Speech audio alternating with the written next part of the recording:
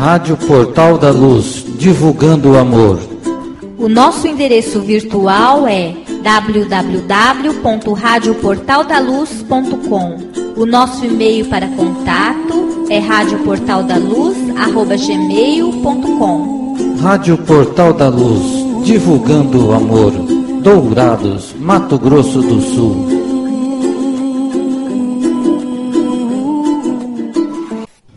O orador desta noite, Divaldo Pereira Franco, é um verdadeiro apóstolo do Espiritismo.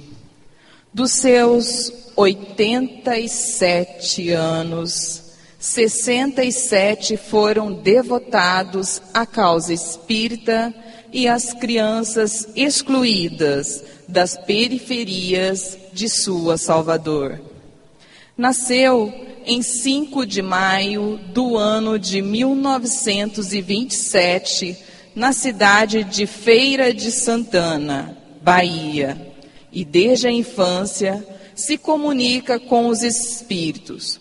Cursou a Escola Normal Rural de Feira de Santana, recebendo o diploma de professor primário em 1943. Trabalhou como escriturário no antigo IPASE, em Salvador, aposentando-se em 1980. É reconhecido como um dos maiores médiuns e oradores espíritas da atualidade. É o maior divulgador da doutrina espírita por todo o mundo. Seu currículo revela um exímio e devotado educador com mais de 600 filhos adotivos e mais de 200 netos e bisnetos, atendendo atualmente cerca de 3.000 crianças, adolescentes e jovens de família de baixa renda por dia, em regime de semi-internato e externato. Orador com mais de 13.000 conferências em mais de 2.500 cidades em todo o Brasil e em 65 países dos 5 continentes, tendo concedido 1.500 entrevistas para o rádio e TV no Brasil e no exterior. Recebeu mais de 600 homenagens de instituições culturais, sociais, religiosas, políticas e governamentais. Como médium, publicou 255 livros com mais de 8 milhões de exemplares, onde se apresentam 211 autores espirituais, muitos deles ocupando lugar de destaque na literatura, no pensamento e na religiosidade universal. Dessas obras, houve versões para 17 idiomas: alemão, albanês, catalão, dinamarquês, espanhol, esperanto, francês, holandês, húngaro, inglês, italiano, norueguês, polonês, tcheco, turco, russo, sueco e sistema Braille. Existem ainda 17 livros escritos por outros autores sobre sua vida e sua obra. A renda proveniente da venda dessas obras, bem como os direitos autorais, foram doados em cartório à Mansão do Caminho e outras entidades filantrópicas.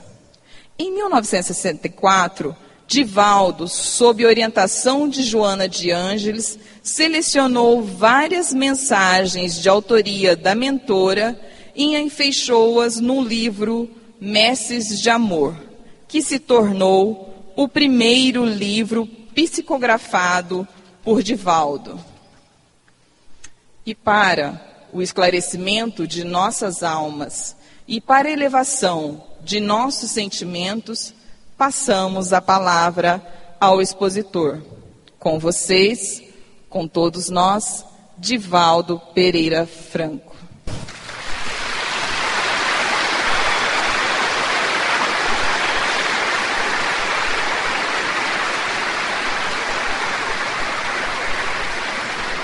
digníssimas autoridades presentes e representadas, senhoras, senhores, queridas irmãs, queridos irmãos espíritas, jovens, nossos votos de muita paz. O grande enigma da criatura humana é a própria criatura humana. Para poder decifrá-la e entender o significado da vida, surgiu a filosofia. O Oriente resolveu muito bem a questão, através da revelação espiritual, recordando que nas mais antigas civilizações, na Índia, na China, no Egito, na Síria, na Caldeia, na Babilônia, o mundo espiritual estabeleceu diretrizes de segurança para que a vida fosse interpretada e se adquirisse um sentido psicológico para viver. No Ocidente, coube à Grécia a tarefa de interpretar a criatura humana, de penetrar-lhe o âmago e de estabelecer os caminhos que poderão ou não proporcionar a felicidade. Os filósofos pré-socráticos, Anaxágoras e outros, tentaram estabelecer o significado da vida e defrontaram com uma incógnita muito grave, a morte. A morte apresentou-se-lhes como sendo uma grande interrogação. E graças a essa dificuldade, apresentar-se-iam mais tarde Sócrates, Platão, Aristóteles, para dizer que a vida tinha um sentido muito profundo. Ela começava no mundo das ideias, materializava-se na organização fisiológica e depois retornava a esse mundo das ideias. Para que a vida tivesse um sentido, era necessária uma ética de comportamento. E Sócrates, que é o divisor das águas do pensamento filosófico da humanidade ocidental, estabelece que esse princípio ético é de natureza moral, comportamental, mas ao mesmo tempo em que os idealistas apresentavam uma tese de natureza espiritualista, Leucipo, Lucrécio e Demócrito estabeleciam que a vida era um conglomerado de átomos que se aglutinavam dentro de um campo de energia e que eram naturalmente movimentados por uma força telúrica que os reunia. Então, tudo aquilo que nos fere o sentido seria resultado de 3 elementos basilares: os átomos, o vácuo e o movimento. Quando desses fatores, por qualquer razão, se desajustava, adivinha o aniquilamento. A teoria atomista dos gregos irá responder mais tarde, a partir do século XVII, ao materialismo, que hoje se apresenta sob 3 aspectos no campo filosófico: o materialismo mecanicista, o histórico e o dialético. Mas para podermos penetrar nessa realidade, matéria ou espírito e matéria, são necessárias reflexões muito profundas. E através dos mais de 2.400 anos, surgiram escolas filosóficas, culminando cada uma delas em teses extravagantes ou sublimes, portadoras de um idealismo sacrossanto, como a proposta de Buda, a proposta de Krishna, o pensamento de Moisés, a doutrina de Jesus Cristo, o mais extraordinário pensador da humanidade em todas as épocas. Mas, ao mesmo tempo, surgiram as teorias esdrúxulas do pessimismo, da luta do mais forte, do consumismo que hoje nos perturba. E o ser contemporâneo, tentando nadar nesse oceano de águas tumultuadas, ainda agora se pergunta: qual é o sentido da vida? Para que estou aqui? Quem sou eu? De onde vim? Para onde vou? Mas uma pergunta é genérica, e todos nós a fazemos, ou iremos fazê-la mais tarde. Qual a razão do sofrimento? Terá sentido uma vida de um momento para outro decompor-se e apresentar um transtorno degenerativo, como o mal de Alzheimer, ou apresentar um distúrbio de Parkinson, ou penetrar nos poços profundos da loucura, naquilo que James Hollis, o notável psicoterapeuta americano, denomina os porões do inconsciente. Qual a razão? Qual a razão pela qual pessoas há que nascem num berço de ouro, têm um corpo apolíneo, todas as bênçãos exornam-no, e outros nas palhas úmidas da miséria, sob injunções penosas, assinalados por fenômenos degenerativos, por várias manifestações genéticas que os transformam em párias ou em verdadeiras aberrações de natureza humana. Foi necessário que nesse bárataro e nesse labirinto de conceituações surgisse uma doutrina de natureza científica para poder enfrentar o materialismo nos seus vários esconderijos e demonstrar que a vida tem um sentido. Asseverava Carl Gustav Jung, o pai da psicologia analítica ou psicologia profunda, que a nossa vida deve ter um sentido psicológico, um significado. Quando a nossa vida não tem esse significado, é destituída de qualquer valor e, naturalmente, a pessoa não vive, apenas vegeta. Mas antes de nos determos nesta reflexão, vale a pena fazermos um pouco de história do pensamento filosófico a respeito daquilo que é mais importante em nossa vida, o encontro com a felicidade. A felicidade parece ser a meta que todos gostaríamos de alcançar. Mas quando falamos felicidade, ela se nos apresenta polimórfica, com várias características. E aquilo que para uns é a verdadeira dita, para outros não tem qualquer emotividade. Que será a felicidade? Um grande poeta brasileiro teve a ocasião de dizer que a felicidade é um pomo que pomos aonde não estamos e sempre estamos onde não a pomos. Para os gregos antigos, a felicidade foi apresentada por uma escola filosófica denominada hedonista. Um grande filósofo, Epicuro, estabeleceu que a felicidade é resultado do ter. Felizes são as pessoas que têm, que possuem. E por incrível que pareça, 23 séculos depois, ainda estamos nesse tormento do acumular, do possuir, do reter.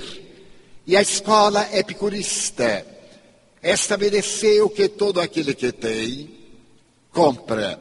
Todo aquele que compra, goza.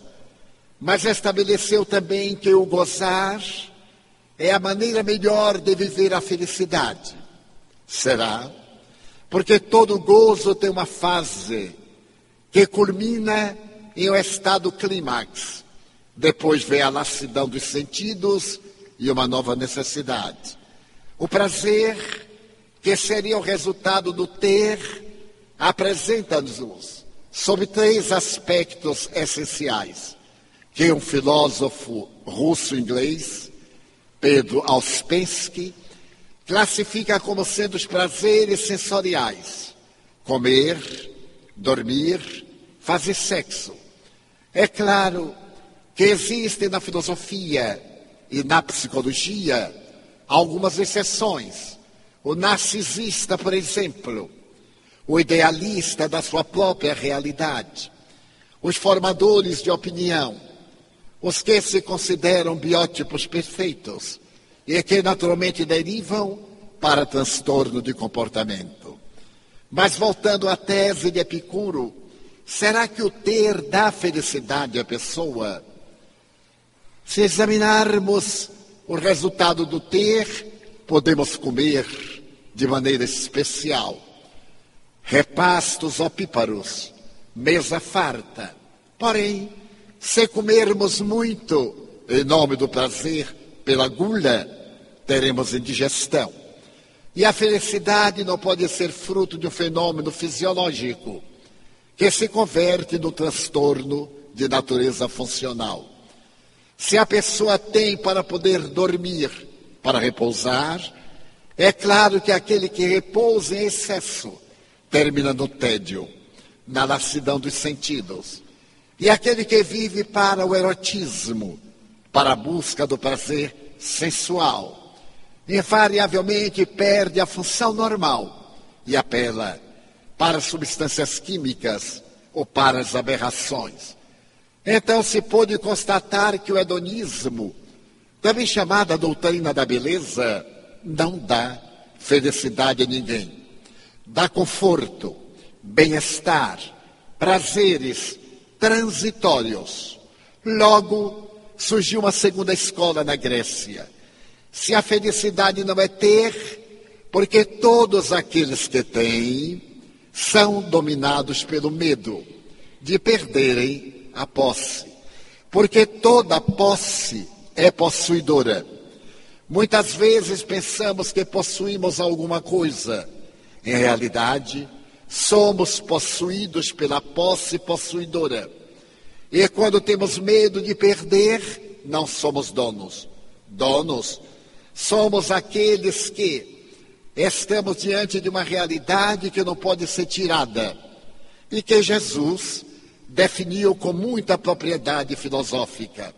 Que as traças não roem, que a ferrugem não corrompe, que os ladrões não roubam nem furtam. Então essa é a verdadeira posse. É um tesouro. Porém, um tesouro transcendental, que não desaparece das nossas mãos. Dessa forma, a escola hedonista que seduziu o pensamento de Atenas entrou em decadência. Quando então surgiu um outro pensador, Diógenes. Ele estabelecia que a verdadeira felicidade era não ter nada. Porque aquele que não tem nada não pode ficar pior do que se encontra. Todo aquele que teme perder é alguém inquieto, é alguém feliz. Então Diógenes recomendava o abandono de qualquer posse, de qualquer ostentação. E era tão peculiar que certo dia foi visto em Atenas carregando uma lamparina. E perguntaram-lhe qual era a razão. Ele respondeu que estava procurando um homem feliz, que naturalmente não encontrou. E outra feita, ele estava diante de uma estátua na Ágora, na praça do mercado, e falava para a estátua. Os circunstantes, conhecendo-lhe a excentricidade, perguntaram-lhe: tu estás falando com a estátua de Diógenes? Sim, mas tu deves saber que ela é pedra. Sim. E ela não te pode responder?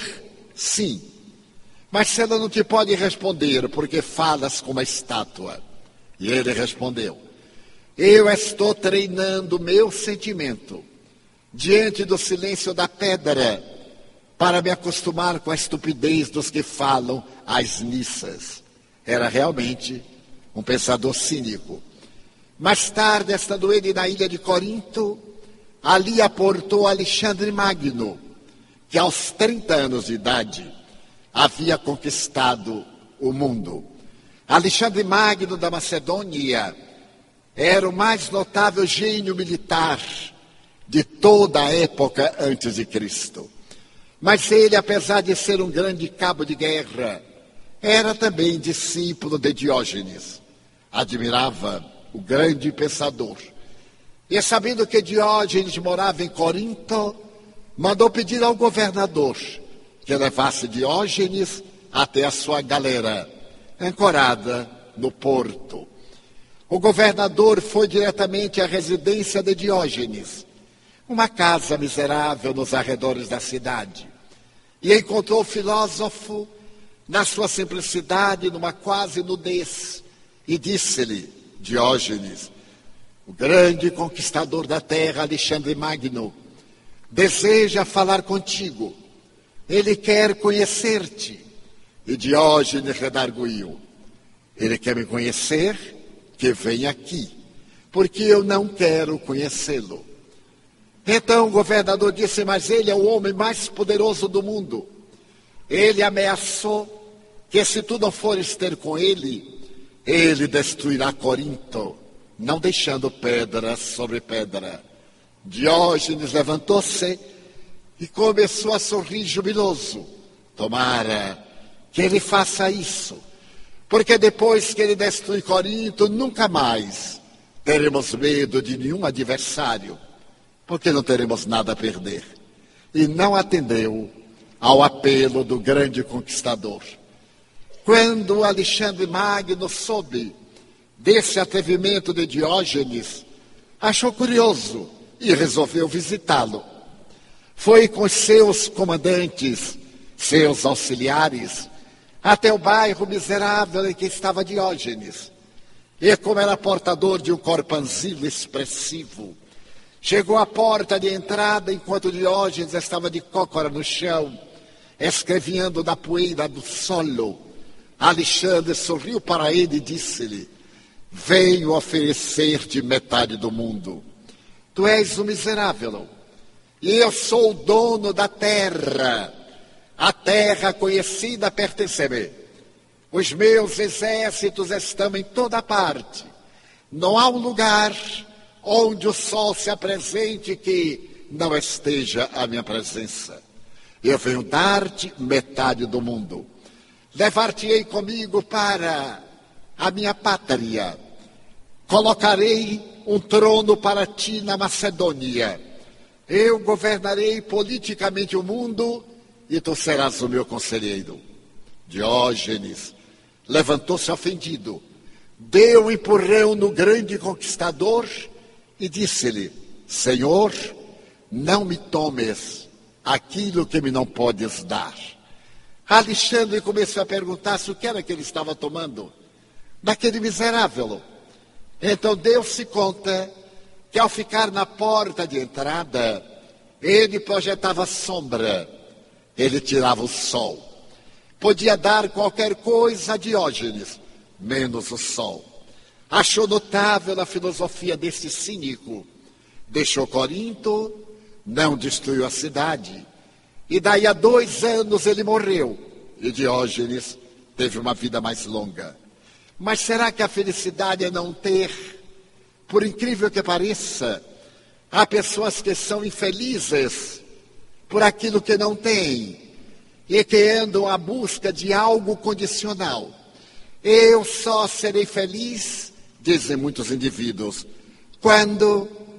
ou eu só serei feliz se conseguir tal meta, se me casar, se receber o diploma, se ganhar na loteria.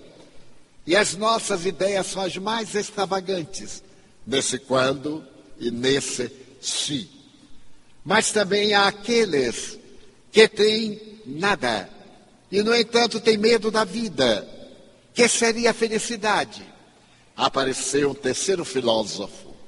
Esse dizia que nós somos infelizes porque temos medo. Medo da morte, medo da velhice, medo da doença, medo de perder o emprego, medo da traição, medo do abuso. Todos nós realmente somos portadores deste fenômeno, o medo psicológico. Foi a primeira emoção que apareceu na criatura humana, o medo. Quando estávamos na fase tribal e nos transferíamos do Pithecanthropus erectus para o Homo sapiens, a nossa primeira emoção foi o medo do outro, o medo das feras, o medo dos fenômenos sísmicos, o medo de acontecimentos imprevisíveis. Então, Zenon de Cício dizia que nós deveremos ser felizes através de uma atitude estoica e criou uma terceira escola de pensamento, o estoicismo. Para poder superar a dor, é necessário que nos precatemos de valores éticos, de resistências morais, para que a nossa vida seja realmente suave. Mas, se pensarmos bem, como pode ser suave na hora que morre uma pessoa querida? Quem está preparado para a saudade, para a ausência de um coração afetuoso? Por mais resistências morais que a pessoa tenha, suportar a traição, a ingratidão, o deslate de alguém. Mas muitas vezes nós temos resistências morais para os sofrimentos de natureza moral, mas não suportamos uma picada de alfinete. Temos pavor à aplicação de uma injeção, de uma modesta agulha de injeção. Então, o estoicismo, que é uma bela doutrina, e na humanidade nos deu filósofos extraordinários, não resolveu o problema. É quando aparece no cenário da filosofia grega a figura de Sócrates, esse homem extraordinário que era portador de uma feiura orgânica surpreendente. Tinha o pé tão grande que optava por caminhar descalço. Seu rosto era um pouco grotesco, diz os seus melhores biógrafos, inclusive Alcibíades. Mas a sua cabeça pensava de uma forma especial. Era filho de uma parteira e de um estatuário. Seu pai desejou iniciá-lo na arte da estátua, mas ele não tinha inclinação. Certo dia, com sua mãe, observando o nascer de uma criança, ele descobriu que o seu desejo era criar uma filosofia. E criou a filosofia maiêutica, palavra grega que significa parto. A sua mãe fazia o parto para dar vida material. E ele se dizia parteiro das ideias, fazer as pessoas parir as ideias que estavam guardadas no seu inconsciente. Ele asseverava que nós viemos de um mundo transcendental e trazemos em nós o conhecimento. Para ele, educar, educere, era arrancar de dentro, não era transmitir informações como a moderna metodologia pedagógica. Era obrigar o indivíduo a pensar. E por isso mesmo, celebrizou-se como um homem portador de sofismas. Toda a sua vida é sofismar, é levar o indivíduo à reflexão profunda e naturalmente granjeou mais terríveis inimigos. Condenado mais tarde pela calúnia de 3 indivíduos que o hostilizavam, porque ele se tornou tão notável e tão invejado, que certo dia uma comissão de filósofos, visitando o santuário de Delfos, onde estava o maior tesouro da Grécia filosófica e espiritual, eles perguntaram a Pitonisa, que recebia o grande deus Marte, qual é o homem mais sábio da Grécia? E a voz de além-túmulo respondeu, Sócrates. Eles ficaram ainda mais apaixonados e invejosos. E quando chegaram a Atenas, encontraram Sócrates com os seus discípulos, disseram-lhe, sabes, o deus Marte, representando Apolo, veio dizer-nos que tu és o homem mais sábio da Grécia. Tu crês que és o homem mais sábio da Grécia? E ele respondeu de maneira filosófica, creio que sim, porque eu sou o único na Grécia que sabe que nada sabe. Reconhecer a própria ignorância é sabedoria. E ficou curioso. Na primeira oportunidade, ele viajou até aquela região. E chegando ao santuário de Delfos, ele foi tomado por uma grande surpresa, porque num pórtico antigo estava escrita uma frase em grego antigo: Genote se auton, conhece-te a ti mesmo. E ele descobriu a razão da vida. Qual é o sentido da vida? É o autoconhecimento. Conhecer quem somos, fazer uma viagem para dentro, autoanalisarmos-nos, descobrirmos que nós somos o nosso amigo, mas nós somos o nosso inimigo. Nós não temos inimigos. Nós criamos inimigos através da nossa conduta. E mais tarde, quando Allan Kardec apresenta o Livro dos Espíritos, a obra básica da filosofia espiritista, ele faz uma pergunta embaraçosa aos guias espirituais. Ela tem o número 919. E a pergunta é: qual o método prático mais eficaz para ser feliz neste mundo e superar as más inclinações? E os espíritos responderam: um sábio da antiguidade já vos disse, conhece-te a ti mesmo.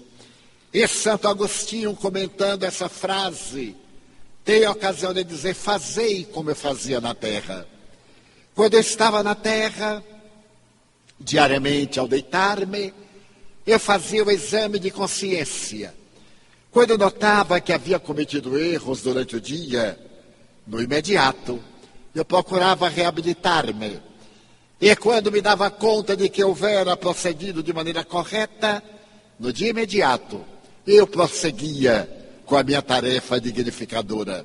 O autoconhecimento, diz a filosofia de Jung, é a melhor maneira do indivíduo encontrar a plenitude. Nós temos uma preocupação imensa em conhecer os outros, acusar os outros, transferir por mecanismos psicológicos nossos conflitos para os outros. E não temos a coragem de um autoexame. Não temos a coragem, por exemplo, de pedir desculpas.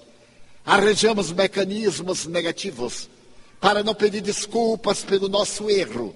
E todos nós erramos. O autoconhecimento socrático vai mostrar que somos frágeis, que somos aprendizes. E essa filosofia incomodava as autoridades locais.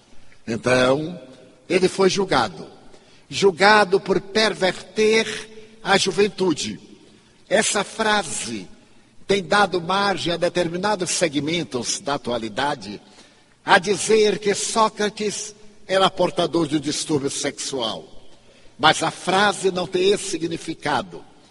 Ele foi acusado de dizer aos jovens que não respeitassem as autoridades indignas, que deveriam ser exemplos postuladores da dignidade, que não submetessem a leis injustas, que eram feitas por homens injustos. Então, isso era uma forma de perversão do status quo. Foi levado ao tribunal e julgado arbitrariamente. Quando o juiz deu o veredicto, dizendo que o condenava à morte, ele começou a rir. E o juiz perguntou por quê. Ele disse: meritíssimo, todos nós, quando nascemos, já nascemos condenados à morte. O que é uma verdade. Porque para morrer somente é exigível uma condição: estar vivo na matéria. O juiz zombou dele e disse: mas eu posso determinar a hora da tua morte. E ele sofismou: será? Durante um mês esteve encarcerado. Continuou dando aula aos seus discípulos. Mas às vésperas de beber a cicuta, o seu discípulo Criton foi visitá-lo. E disse-lhe: mestre, venho trazer-te a liberdade. E ele perguntou: mas a liberdade? Eu sou livre. Não, mestre. Vós estáis encarcerado. Esta é uma cela. paredes de cal, de óleo de baleia, de pedras, de barras de ferro, e estás encarcerado. Na tarde de hoje a cela dormirá aberta, e tu te evadirás. Então Sócrates começa a filosofar. Mas como conseguistes que a cela permaneça aberta? Nós subornamos os guardas. Já naquela época, há 2.300 anos, os guardas eram subornáveis, como hoje. Então ele disse: crês ou credes que eu aceitarei que um jovem que vendeu a dignidade deixe a porta aberta para eu viver e pregar a verdade? Como terei consciência de falar sobre honra, valor moral, se eu terei concordado com o ato da indignidade humana? Volte e diga aos meus discípulos que eu não fugirei. Mas, mestre, amanhã irão matar-vos. A mim, não, Critão. Tu és um mau filósofo. Eu não estou preso. Aprisionado está todo aquele que tem vícios. Aonde quer que ele vai, os vícios vão com ele. Eu sou livre, porque aonde vai o meu pensamento, aí vou eu. E a morte, querido, ninguém morre. Tu não sabes que a morte é vida, é a libertação desse cárcere que é a matéria. E no dia seguinte, conforme narra Platão, seu discípulo, que nos conta a história da sua vida em obras memoráveis, como a República, Diálogos Platônicos e etc. No momento em que o guarda vai dar o veneno a ele, em uma taça de alabastro, cicuta, para matar 10 cavalos, o guarda vê aquele homem nobre, sereno e treme. E então ele diz: mestre, ainda tens 1 hora. E Sócrates responde: 1 hora é pouco para quem tem a eternidade. E bebeu a cicuta. No momento em que o veneno começou a fazer efeito, Crito, que estava na multidão de testemunhas, correu até ele, abraçou-lhe as pernas e gritou: mestre, onde queres que te sepultemos? Em qualquer lugar. O cadáver joga fora. Sócrates não está mais dentro dele. Critão, quero fazer-te o último pedido. Paga um galo que eu devo a Asclépios. Asclépios era o deus da medicina. E na psicologia grega, quando se pedia um favor a um deus, se fazia uma promessa, como até hoje em outras doutrinas. Se prometia um animal, se prometia algo. E ele houvera prometido a Asclépios um galo, por um benefício recebido, e não teve tempo de pagar. E quando ele terminou de beber a cicuta, não morreu, entrou para a história. Se eu perguntar aqui o nome de um dos governantes, eram 70 tiranos, eu duvido que qualquer pessoa saiba. Mas o nome de Sócrates, um grande número de nós conhece. Se perguntar o nome do soldado que lhe deu o veneno, também não ficou na história. Mas a mensagem de liberdade de Sócrates é para todo sempre, de caráter imortal. Então a ética pregada por Sócrates é a época moral para o sentido da nossa vida. Uma vida ilibada, mesmo que nós venhamos a cometer equívocos, erros lamentáveis, que são perfeitamente humanos e normais, o dever de nos levantarmos. Todos temos o direito de cair, mas não temos permissão para ficar deitados. Todos podemos equivocar-nos, mas não nos é lícito permanecer no engodo, porque há em nós a consciência, que é a presença de Deus, e por mais que ludibriemos a consciência, por mais que anestesiemos, ela desperta e vai reaparecer mais tarde com uma culpa, que é responsável por processos depressivos, por transtornos do pânico, por desequilíbrios. 300 e poucos anos depois de Sócrates, aparece no cenário do pensamento terrestre a figura de Jesus de Nazaré. Esse homem revolucionário que mudou a estrutura da ética, porque vitorioso até ele era aquele que ganhava, era aquele que matava. Herói era aquele que deixava o campo de batalha juncado de cadáveres. Depois de Jesus, herói não é aquele que vence os outros, é aquele que vence as suas más paixões. Porque para vencer os outros é fácil. Um revólver, um punhal, uma traição, uma calúnia. Mas para vencer-se a si mesmo, as más tendências, a inferioridade, é necessário um heroísmo muito grande para podermos superar as nossas más inclinações. Então, esse homem extraordinário que Ernesto Renan dizia que ele foi tão grande que dividiu a história da humanidade. Ele não coube na história universal. A história conta os seus dias antes e depois dele. Estabeleceu como premissa básica para a felicidade o verbo amar.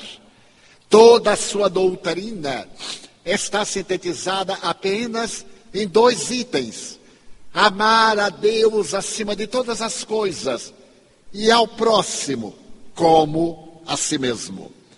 Essa primeira proposta tem um significado profundo, porque o amor é de essência divina. Ninguém nasce amando, ninguém nasce odiando. O indivíduo tem a seiva, o cerne, mas o lar, a educação, o convívio, a maternidade, os sentimentos de recepção, de doação, eles então fazem que desenvolva a semente do amor, a semente da loucura, do ódio, que traz de outras experiências carnais. Então o amor é de essência divina que está dentro de nós. E Jesus apela para que nós amemos a Deus, amemos ao próximo e nos amemos a nós mesmos. Diríamos hoje em linguagem psicológica: amar-se a si mesmo, amar o próximo para amar a Deus. Porque quem não se ama, a ninguém ama. Nós temos mecanismos de não amor. A maioria de nós não gosta do seu corpo e disfarça com tatuagens, com piercings, com cirurgias plásticas. Nós não gostamos de nós próprios, ou não nos amamos quanto deveríamos. E é por isso que temos tantos conflitos. Conflitos de comportamento, masoquismo, prazer de sofrer, conflitos de natureza degenerativa, observar o sofrimento alheio. Então a proposta de Jesus é psicológica: desenvolver o alto amor, isto é, o respeito por si mesmo. Não fazer às ocultas aquilo que não tem coragem de fazer às claras. Então é necessário que haja um sentimento de autorrespeito, de dignificação, para poder, através disso, conhecer o de que eu sou capaz de fazer, quais são as minhas possibilidades, o que é que está ao meu alcance, a minha luta, para então eu amar o meu próximo. Porque o normal não é amarmos o próximo, é desejarmos.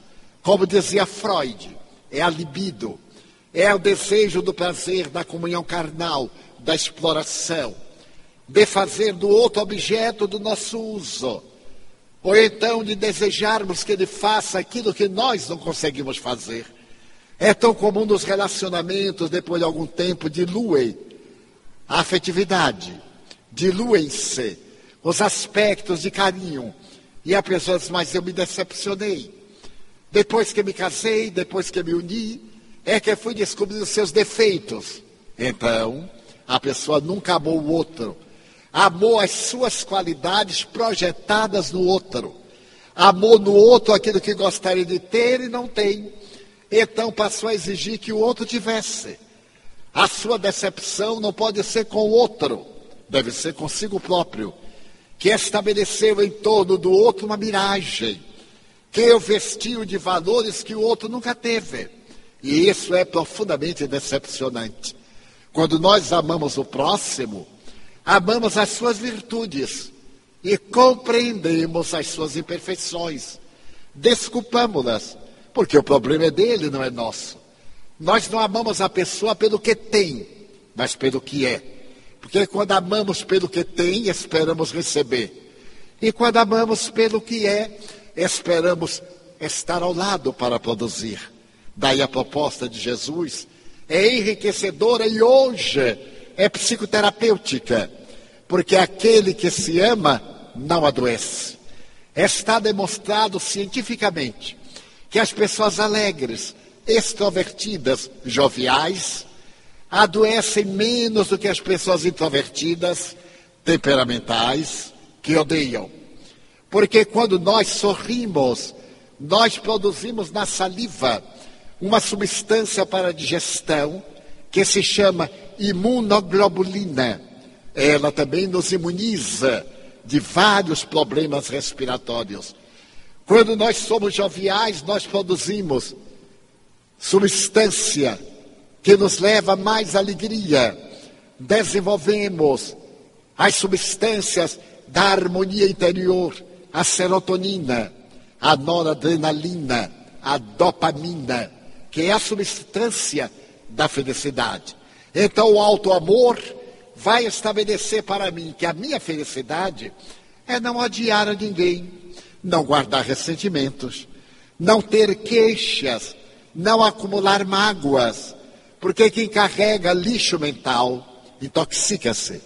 Os indianos dizem que todo indivíduo que tem mágoa carrega uma brasa na mão para jogar no seu desafeto. Mas enquanto carrega a brasa na mão, a brasa está queimando-lhe a mão. Então nós temos o dever de desculpar, de compreender e de ajudar. Foi o que Jesus anunciou. Está escrito que amareis aos que vos amam e odiareis aos que vos odeiam. Eu, porém, vos digo, amareis aos vossos inimigos e os ajudareis, fazendo-lhes todo o bem, em detrimento do mal que vos possam fazer. Isso é realmente um sentido ético, porque na vida todos nós temos inimigos, mas isto não é importante. Importante é não ser inimigo de ninguém. Quando nós podemos ter um estado de elevação e não somos inimigos, nós temos paz, nós temos saúde, nós temos plenitude. E depois de amarmos ao nosso próximo, passaremos a amar a Deus. Então a doutrina de Jesus é essa doutrina revolucionária, que nos pode proporcionar a plenitude. Mas ele nos disse que o seu reino não é deste mundo. É equivalente dizer que a felicidade, dentro dos padrões, dentro das diretrizes que nós esperamos, que seria uma vida mansa, uma vida sem preocupação, uma vida sem acidentes, sem incidentes perturbadores. Isto é impossível na trajetória carnal, porque o nosso corpo, que resiste a várias atmosferas, a várias pressões, é muito frágil. Basta a ponta de um alfinete infectado com o vírus e logo o corpo decompõe-se. Basta um pequeno talho e logo de imediato vem uma hemorragia. No caso dos hemofílicos, pode advir a morte. Dos indivíduos saudáveis, uma infecção. Então a terra é um estado transitório. E se olharmos os provérbios bíblicos, um deles diz: a felicidade não é deste mundo. Mas o nosso sentido psicológico de felicidade, isso está ao nosso alcance. E é exatamente o que veio trazer a doutrina espírita, 19 séculos depois de Jesus Cristo, quando a sua doutrina foi naturalmente adulterada. Experimentou todas as situações embaraçosas do Império Romano na sua ascensão, na sua queda, da noite medieval, das dificuldades da cultura, dos 1000 anos de castração cultural, na grande noite que se abateu sobre a terra. Até que o século XVII, libertando a ciência, que era proibida pela fé, demonstrou os erros da religião. O sistema heliocêntrico substituiu a velha teoria geocêntrica, de que a Terra era o centro do universo. Que ingenuidade! Que a religião dominante afirmava ser isso que estava na Bíblia, apesar de Galileu ter demonstrado que não era exatamente assim, que era a Terra que girava em torno do Sol. E mais tarde Tycho Brahe e outros cosmólogos demonstraram os graves enganos. Quando de repente se descobre, através de Sir Isaac Newton, a lei da gravitação universal. E a ciência do século XVII rompe com as tradições religiosas. Nasce o materialismo. Mas quando o materialismo parece triunfar, eis que de repente a humanidade desperta para uma revolução. Os mortos vivem. A doutrina atomista, que dizia que a desagregação molecular leva ao aniquilamento, foi falseada, porque o espiritualismo de Sócrates, a doutrina de Jesus, profundamente espiritualista, quando ele volta, quando ele dialoga na montanha com Moisés e Elias, que eram dois mortos, quando ele expulsa os seres aparvalhantes e demoníacos, ele volta de além do túmulo para demonstrar a imortalidade. As doutrinas religiosas transformaram em dogmas absurdos, mas ele, sabendo que a sua doutrina seria conspurcada, estabeleceu que nos não deixaria órfãos, que no momento próprio ele mandaria alguém para repetir os seus ensinamentos. E foi no século XIX, através de fenômenos inusitados, que começaram na América do Norte, na cidadezinha, na aldeia de Hydesville, e depois se transferiram para a Inglaterra, para a Europa em geral, que chamaram a atenção de grandes pensadores. E um deles, o pedagogo Hippolyte Dion deles Arrivaio, ao estudar aqueles fenômenos curiosos, as mesas que se agitavam, que davam respostas com a pata, respostas inteligentes, ele percebeu que havia algo e perguntou uma daquelas mesas: como é possível que uma mesa que não tem nervos, não tem cérebro, possa pensar? E através de sinais, a mesa respondeu: mas não é a mesa que pensa, somos nós, as almas daqueles que vivemos na Terra. E investigando essa realidade, ele pôde constatar que a morte não é a etapa final da vida. É uma porta que se abre na direção de outra dimensão. Viemos do mundo espiritual, realizamos uma grande jornada ou uma breve atividade e voltamos para, através das experiências, como numa escola, adquirirmos a sabedoria e conquistarmos a felicidade plena, que não teremos na Terra, mas que teremos logo depois, quando desencarnarmos e reconstruirmos a nossa família. Desse modo, Allan Kardec publicou o Livro dos Espíritos, uma obra com 1019 questões de filosofia, de todas as doutrinas que se conhecem, desde a paleontologia até a ética, da psicologia à astronomia, da biologia à física quântica, explicando quem somos nós, de onde viemos, para onde vamos e o porquê da dor. Porque nós somos os artífices da nossa felicidade ou da nossa desdita. O Espiritismo veio dar uma dignidade a Deus, que deixou de ser aquela entidade, o velho, o chefe dos exércitos, que marchava à frente para os campos de batalha, para vencer os inimigos, como se ele tivesse inimigos. Então Allan Kardec pergunta: quem é Deus?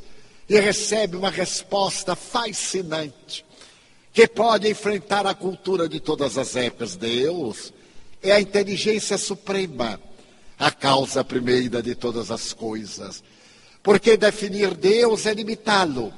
E já dizia Buda, 500 anos antes de Jesus, somente o infinito, o espaço e Deus pode definir Deus, o espaço infinito.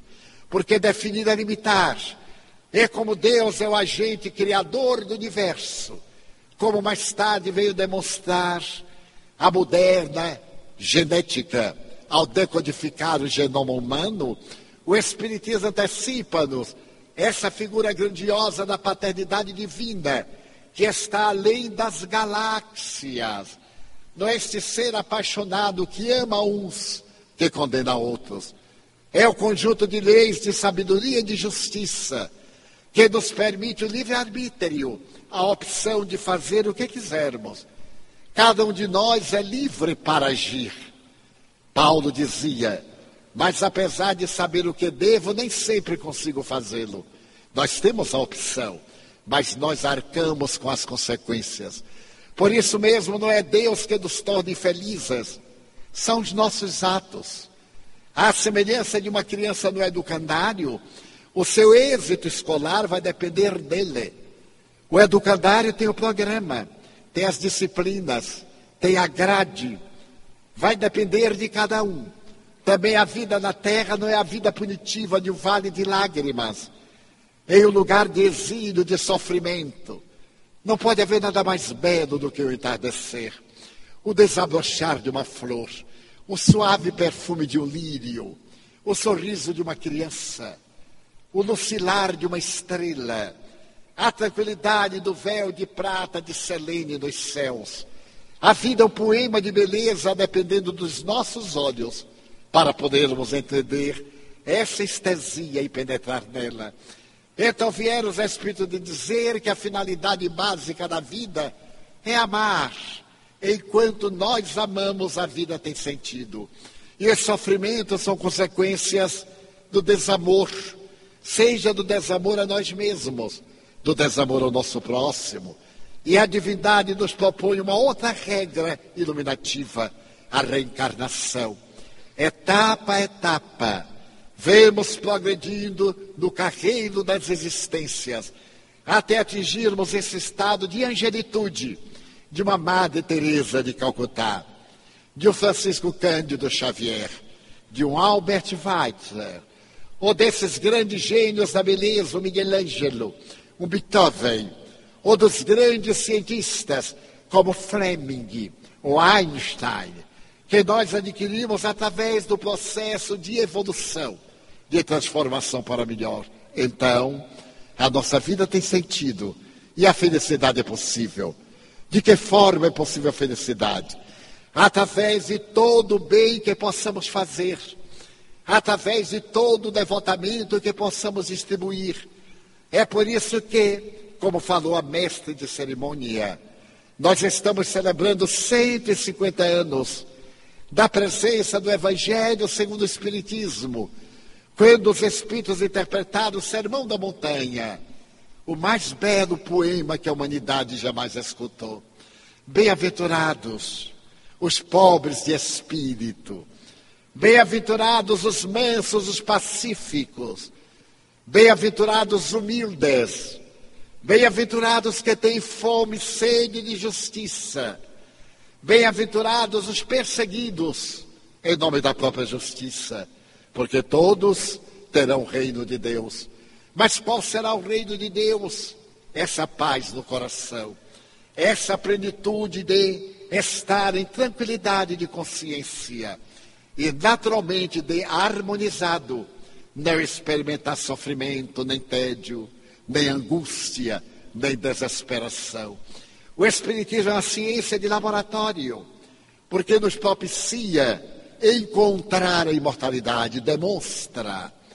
Eu nasci em um lar católico, sou 13º filho de uma família modesta, e quando contava 4 anos de idade, estava brincando na sala de nossa casa, quando de repente adentra-se uma senhora e me fala suavemente, Di, que é meu nome de família, eu quero falar com Ana, que é minha mãe. Chame-a, por favor. Eu brincando na sala, gritei, mãe, aqui tem uma senhora que quer lhe falar. Minha mãe veio correndo, e quando chegou à sala não viu a ninguém. Então ela me puxou a orelha, reclamou, eu estou ocupada, menino, não me perturbe. Eu estranhei, mas eu não tinha dimensão para entender o que estava passando-se. A senhora repetiu, diga a Ana que eu sou Maria Senhorinha. Eu sou a sua avó. Eu não sabia o que era avó, porque quando eu nasci, os meus 4 avós haviam desencarnados. Então eu gritei, mãe, ela está dizendo que é Maria Senhorinha, que é minha avó. Minha mãe voltou agora rápida como relâmpago. E me sacudiu e disse, menino, sua avó já morreu. Mas súbito, ela teve um insight, uma iluminação. Como é que você sabe o nome de sua avó? Porque ela nunca havia pronunciado o nome da própria mãe. Porque ela foi criada por uma irmã. Quando ela nasceu, a sua mãe morreu de infecção puerperal. E ela foi criada por uma irmã. Como é que você sabe? Eu estava vendo a senhora ali ao meu lado. 4 anos e 6 meses de idade. Mas eu penso que eu estava muito pálido. Porque ela ficou muito assustada, carregou-me e levou-me à casa de minha tia, que era a sua verdadeira mãe. E disse, Edviges, este menino enlouqueceu. Ele está dizendo que mamãe está lá em casa. A minha tia, que era muito paciente, perguntou, e cadê ela, meu filho? Ele ficou lá em casa. Mas neste momento eu a vi entrar pelo corredor. Eu disse, ela está chegando. Então minha tia perguntou, como é que está vestida? Para uma criança dessa idade, àquele tempo, 1931, era muito complexo. Mas eu lembro vagamente que era um vestido longo, a saia arrastava no solo, havia algo na cintura, que era um cinto de couro, hoje eu me recordo. Mas o que chamou a atenção é que havia algo que estava aqui no peito. Eles têm um balangandã aqui. Como é? Ele faz lembrar um coração. Então minha tia disse, Ana é mamãe. Foi um camafeu que eu coloquei no cadáver dela. E ele não podia saber, porque nem você sabia. As 2 abraçaram-se e disseram, pergunte o que ela quer. Eu não me lembro o que aconteceu, porque devo ter perdido a consciência. A partir daí, os fenômenos tornaram-se habituais, no dia a dia, através dos anos. E quando eu relatava ao meu confessor, ele me dizia, é coisa de Satanás. É o demônio que deseja arrebatá-lo para o inferno. Ore mais. Eu orava tanto que criei calos nos joelhos de tanto orar. Até que eu atingi a idade mais ou menos da pré-lógica, 12 anos. E um dia eu me revoltei contra Deus. E eu comecei a dizer que Deus é este. Ele não pode com Satanás, como é que eu vou poder? Como é que ele vai deixar que Satanás me perturbe? Eu quero ser um bom católico. Quero ser um bom cristão. E essas coisas me perturbam. Então me revoltei. E me dei conta que eu estava certo. Porque não era Satanás. Porque nunca me deram um conselho para o mal. Me falavam de dignidade, de honradez. Alguns me perturbavam, me inquietavam, me criavam embaraços, que nós chamamos espíritos obsessores, espíritos maus. E eles me diziam, nós não somos Satanáses. Vários eram pessoas que eu conheci na terra. Outros que se faziam identificar. Me pediam para ir dar recado na casa das pessoas. E meu pai, que era um homem muito severo, detestava essa coisa. Porque naturalmente as pessoas achavam que eu era um psicopata. Não me diziam, mas demonstravam. E meu pai então estabeleceu uma regra. Toda vez que você falar essas coisas, eu lhe dou uma surra. Porque no meu tempo de criança, toda a família tinha um psicólogo em casa. Não sei se recordam. Ficava atrás da porta. Quando havia qualquer coisa, pegava o psicólogo, fazia uma sessão psicoterapêutica, e em 3 minutos a gente ficava ótimo. E ninguém tinha conflito. Agora todo mundo tem recalque, tem drama, tem conflito, os pais têm medo dos filhos.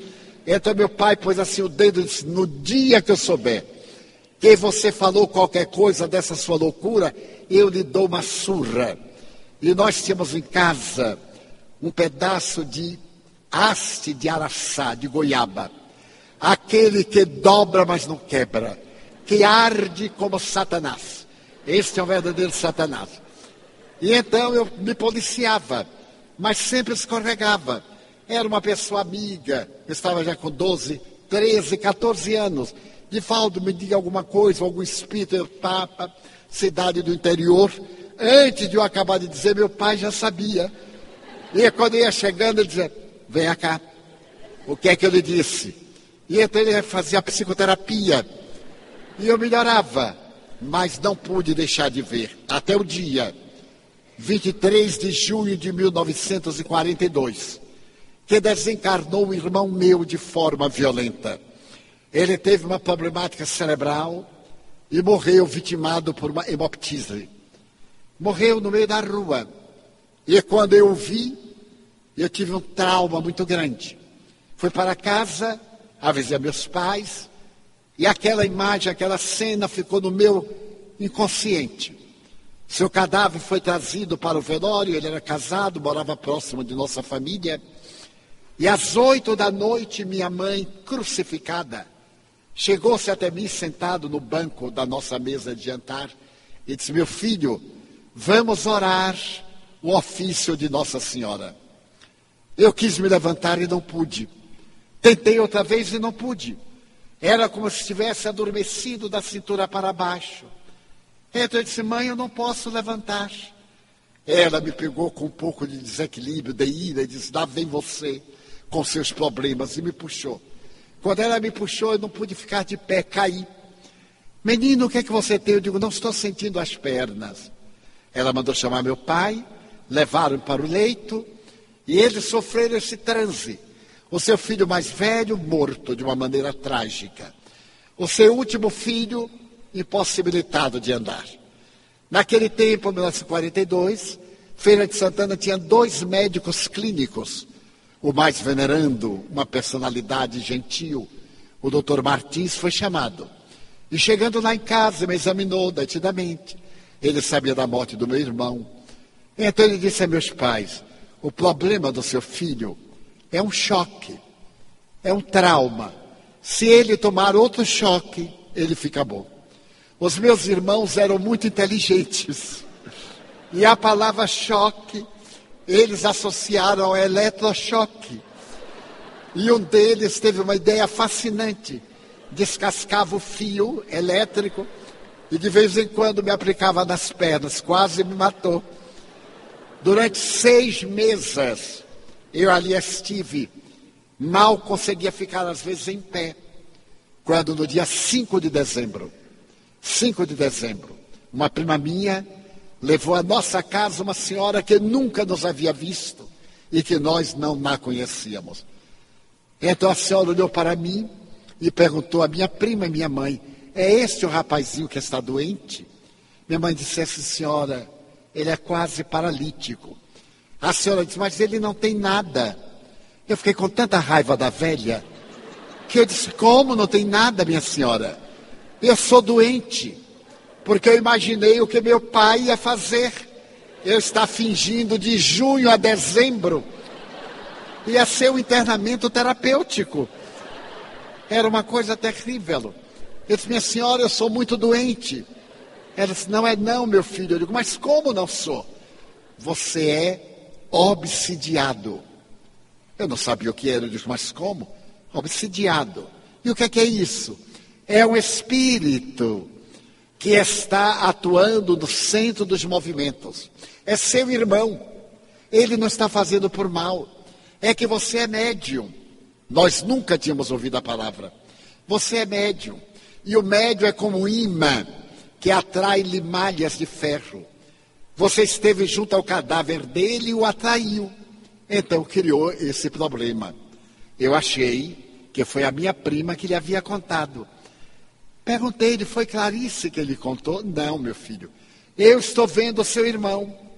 E como ele era? E ela descreveu meu irmão, talvez melhor do que eu fizesse. Ele disse, o que é que eu faço agora com esse meu irmão das minhas costas? Ela disse, vai ficar bem. Eu lhe vou aplicar um passe e você vai ficar bem. Você sabe orar? Eu digo, sim senhora, eu sou sacristão, eu sei orar. Ela disse, então, feche os olhos e ore. Mas eu não fechei os olhos. Eu queria ver o que ia se passar. Ela se aproximou, estendeu os braços A aplicação do passe é a transmissão de uma energia, bioenergia, uma energia da célula, que todos nós temos, que uns chamam magnetismo, que outros chamam força óptica e outros.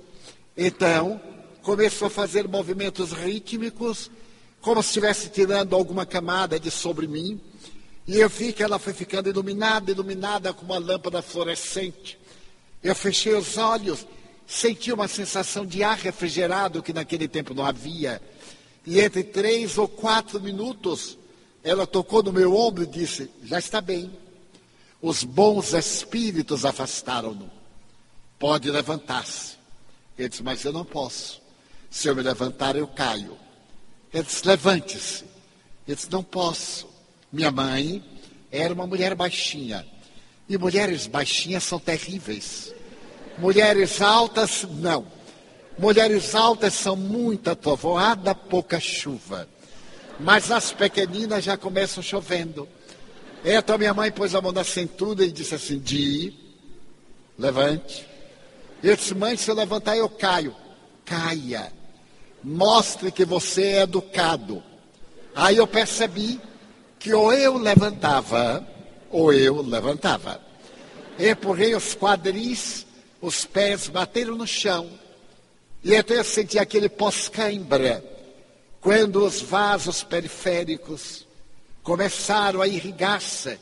Fiquei em pé e oscilei. Ela disse: ande um pouco. Eu andei até hoje. Nunca mais tive nada nos membros inferiores.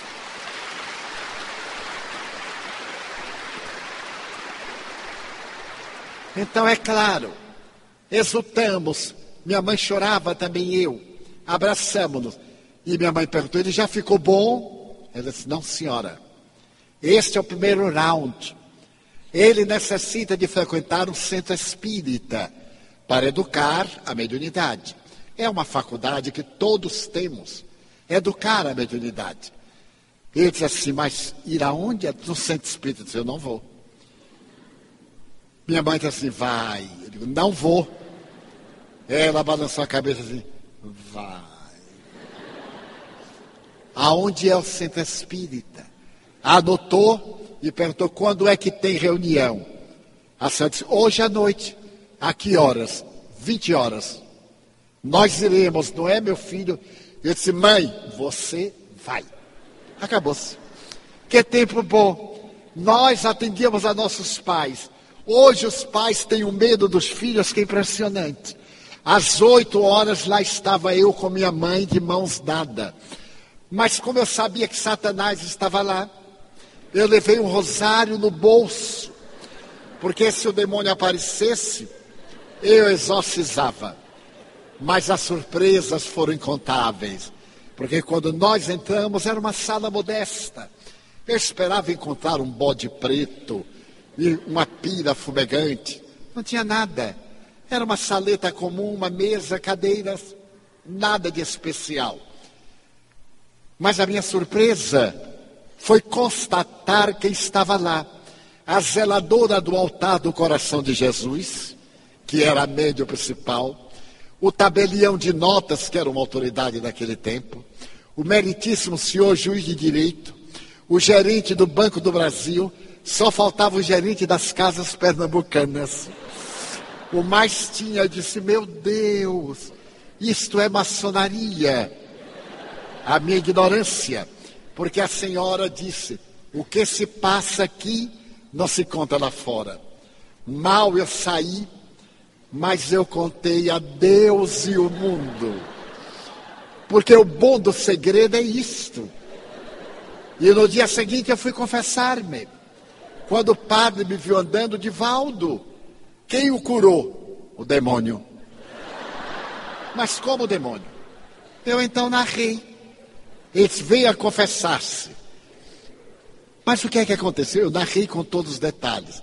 E foi ontem uma sessão espírita, padre. O senhor não faz ideia quem estava lá. Para ele perguntar. Mas ele não perguntou. E eu fiquei frustrado. Eu não podia denunciar, porque era pecado. E não podia calar, porque era pecado negar. Então, depois que eu contei tudo, ele disse: meu filho, sexta-feira volte lá. Eu disse: mas padre, ela disse que é para eu educar a mediunidade. Eu não sei o que é. Porque lá na reunião eu caí em transe e meu irmão conversou com minha mãe. Mas como eu não me lembrava, eu não tinha ideia. Ele disse: vá, meu filho. Eu disse: mas isso é pecado, padre. É. Você peca sexta-feira, confessa sábado e domingo eu absolvo de dor Eucaristia. Eu então comecei a frequentar. Continuei. No mês de janeiro, estando na sacristia com ele para me confessar, eu vi entrar um espírito e achei uma ousadia. Eu disse: padre, está entrando aqui um diabo mulher. Como é que se atreve a entrar na sacristia?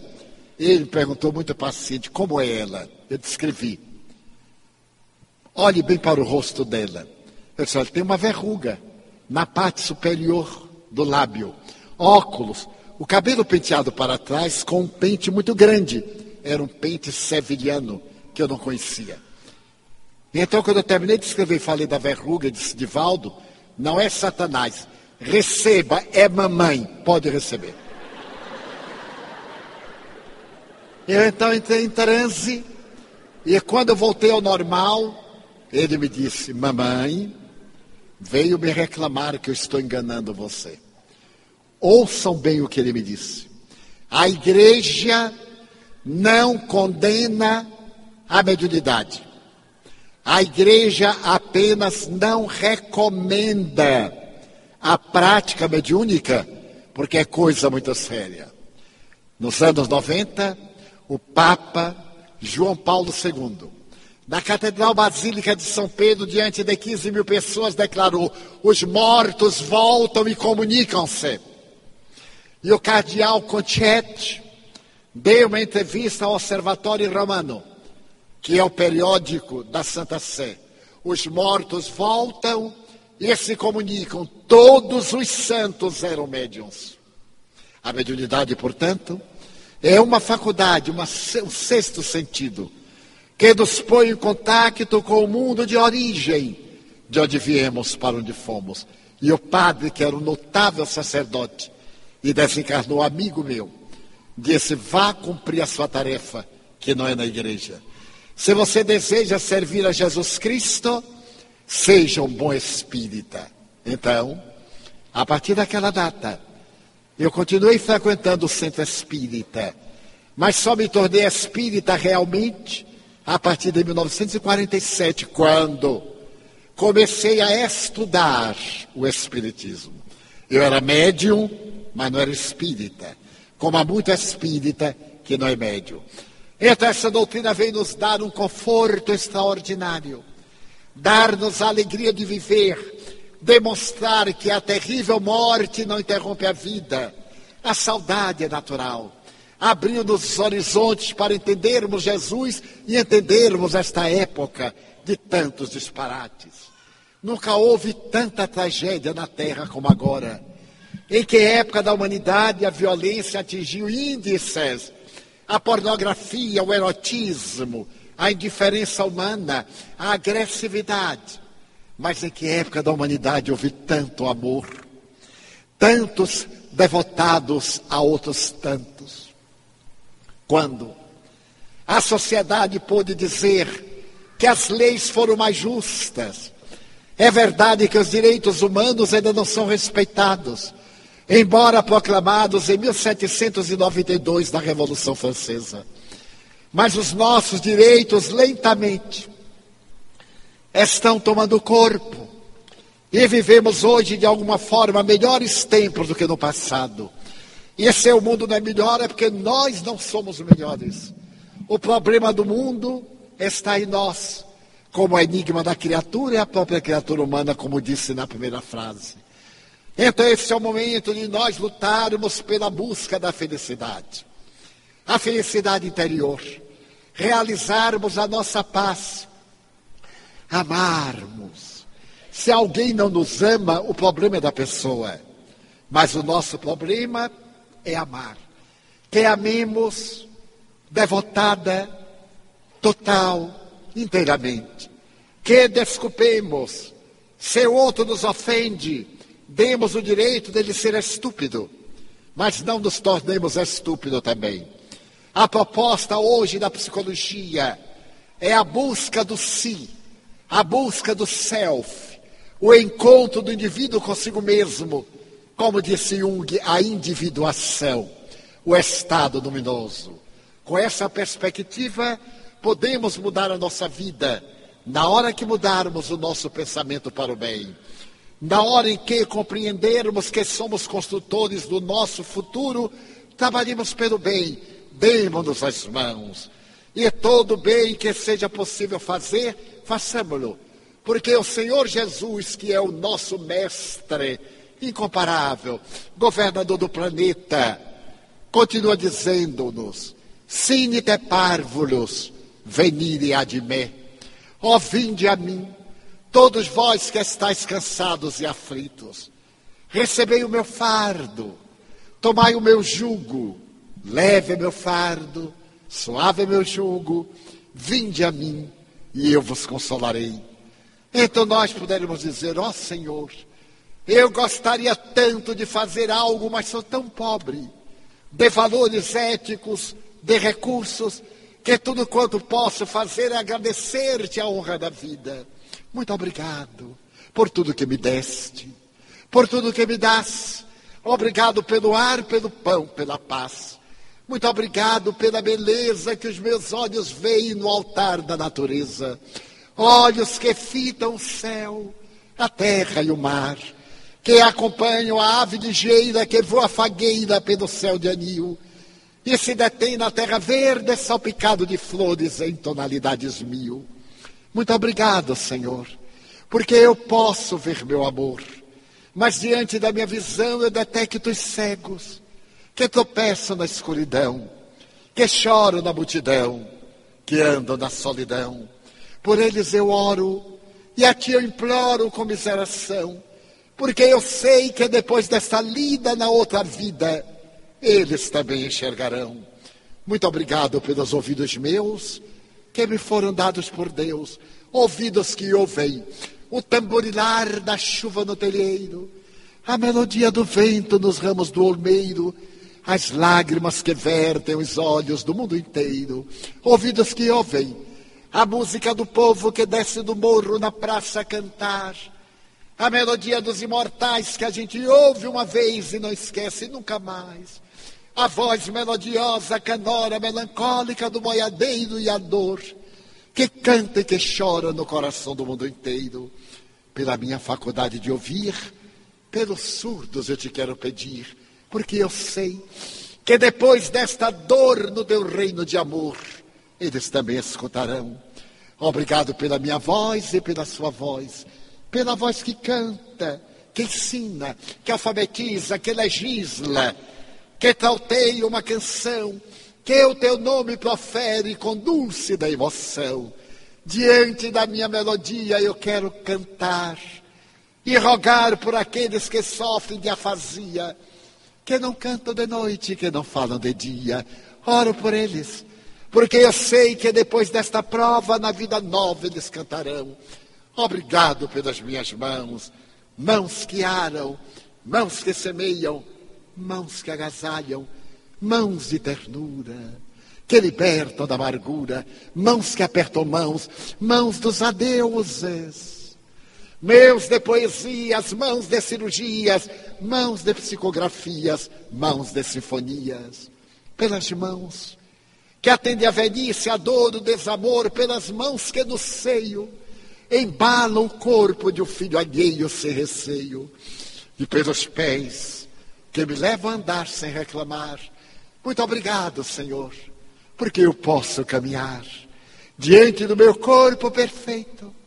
Eu vejo na terra aleijados, amputados, marcados, paralisados, que se não podem movimentar, eu oro por eles, porque eu sei que depois desta expiação, na outra reencarnação, eles também bailarão. Muito obrigado, por fim, pelo meu lar. É tão maravilhoso ter um lar. Não é importante se esse lar é uma mansão ou uma favela, um palácio ou uma tapera, um gravato de Douro, um bangalô, uma casa do caminho, um ninho, um duplex, seja lá o que for, mas que dentro dele exista a figura do amor de mãe, ou de pai, de mulher, ou de marido, de filho ou de irmão. A presença de um amigo, alguém que me dê a mão, porque é muito triste viver na solidão. Mas se eu a ninguém tiver para me amar, nem um teto para me agasalhar, nem aí reclamarei. Pelo contrário, eu direi: obrigado, Senhor, porque eu nasci. Obrigado, Senhor, pela sua atenção. Muito obrigado, senhores.